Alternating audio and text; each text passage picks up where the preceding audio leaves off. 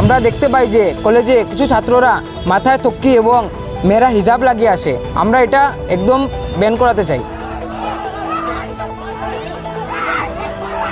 হিজাব কেন লাগাইতাম আমরা? এই একটা ম্যাটার আইলো নি। স্কুলে পড়াতে হিজাব না চেষ্টা করলে আই আমরা ড্রেস তো লাগাই না, আইডেন্টি কার্ড আছে না নি আমরা তো প্রুফ আছে না যে আমরা স্কুলের স্টুডেন্ট আইছি। হিজাব বিতর্কে রণক্ষেত্র শিলচর কাছাড় কলেজ। শিক্ষাঙ্গনে সংঘর্ষ ও উত্তেজনার জেরে কাঠগড়ায় নিরাপত্তা। নিয়মের ওপরে কেউ নয়, হিজাব সংঘাতে এক পাশে মারামারি, অন্য পাশে হাইকোর্টের কড়া বার্তা। শিক্ষার মন্দিরে পেশি শক্তি বনাম আইনের শাসন। বরাক উপত্যকায় এখন একটাই প্রশ্ন, জিতবে কার নীতি? নমস্কার, আপনারা দেখছেন আজকের পয়েন্ট ব্ল্যাঙ্ক।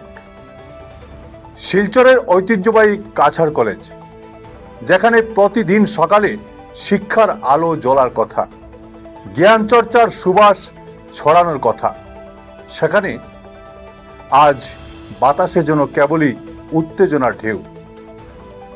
ঠিক কি ঘটেছিল একটু পেছনে ফিরে তাকানো যাক। গত সোমবার একদল ছাত্র মুসলিম ছাত্রছাত্রীদের হিজাব আর টুপি পরে কলেজে আসার উপর সম্পূর্ণ নিষেধাজ্ঞা জারির দাবি জানিয়ে সুধা জেলা প্রশাসনের দপ্তরে গিয়ে হাজির হন। আর সেখানে তারা একটি স্মারকপত্র জমা দেন। আর ঠিক তার পরের দিনই কলেজ চত্বরে, অর্থাৎ গতকাল যখন কলেজ চত্বরে আরেকটি ছাত্র সংগঠনের যোগদান উৎসব চলছে, তখনই বিনা মেঘে বজ্রপাতের মতো হাজির হয় বিপক্ষ দলের ছাত্ররা। মুহূর্তের মধ্যে পরিস্থিতি উত্তপ্ত হয়ে ওঠে। শুরু হয় ধস্তাধস্তি এবং শেষ পর্যন্ত দুই ছাত্র গোষ্ঠীর মধ্যে সংঘর্ষ। অভিযোগের তীর উঠেছে যে পবিত্র প্রাঙ্গণে বই খাতার সুবাস পাওয়ার কথা, সেখানে খোদ কিছু ছাত্রীর গায়েও হাত তোলা হয়েছে। পুলিশ এসে পরিস্থিতি নিয়ন্ত্রণে আনলেও ততক্ষণে কলেজের বাতাসে ঘুরপাক খাচ্ছে এক গভীর ও যন্ত্রণাদায়ক প্রশ্ন, একই তবে শিক্ষার পবিত্র আলোয় নাকি স্বার্থের লড়াইয়ে গুন্ডামির আখড়া? এই ঘটনার পেছনে রয়েছে স্পষ্ট দুটি ভিন্ন অবস্থান। একদল শিক্ষার্থীর জোরালো দাবি, কলেজে নির্দিষ্ট ইউনিফর্মের নিয়মে চলা উচিত এবং এর বাইরে আলাদা কোনো পোশাক বা ধর্মীয় পরিচয়ের প্রতীক পরে ক্যাম্পাসে আসা শৃঙ্খলা ভঙ্গের শামিল। অন্যদিকে অপরপক্ষের যুক্তি হচ্ছে পোশাকের স্বাধীনতা এবং নিজেদের ধর্মীয় বিশ্বাস মেনে চলার অধিকার তাদের মৌলিক এবং সাংবিধানিক অধিকার, যার উপর কোনো মতেই হস্তক্ষেপ করা যাবে না। আর এই দুই মেরুর সংঘাতেই আজ শিলচরের আকাশ বাতাস ভারী করে তুলেছে। আমরা না বলছি হিজাব করতাম না, একলা ভাই একলা ভিতরা কত আছেন কয়েকজন টিম আছেন, তারা এবিপির ইউনিয়ন তারা মিলিয়া মারছেন সব, মানে পারা আইতা আস্তা কলেজ পড়া মেম্বারশিপর লাগি আমরা মেম্বারশিপ ড্রাইভ করলাম, খেনে করতাম আমরা মেম্বারশিপ ড্রাইভ। তারা কোয়েকশনটা আমরা এনেছু হয় তারাই লাগে বিপির, তারা আমরা এনেছু আর কোনো বিলে করতে পারতাম না। আমরা হিজাব তারা কালকে নিয়ে জো দিয়েছে, মানে মেমোরেন্ডাম দিয়েছে হিজাবর লাগি আমরা এটা বিষয়ে তুলিয়া ধরছি যে হিজাবটা আমরা ম্যান্ডেটরি রইতো। তারা কই না হিজাব গুলাইতো,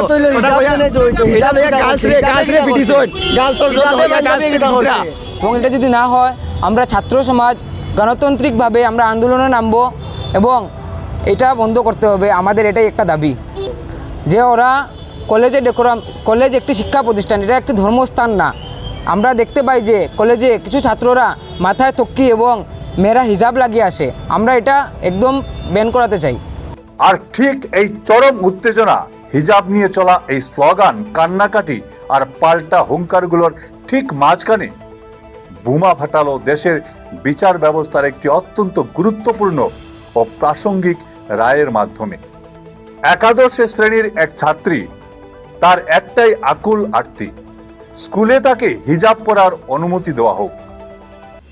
এলাহাবাদ হাইকোর্টের বিচারক অত্যন্ত ধৈর্য ও গাম্ভীর্যের সঙ্গে ওই ছাত্রীর সবটা কথাই শুনলেন। এরপর কোনো রাগ ঢাক না রেখে একেবারে দ্ব্যর্থহীন ও পাথরের মতো শক্ত গলায় শুনিয়ে দেন সেই ঐতিহাসিক রায়।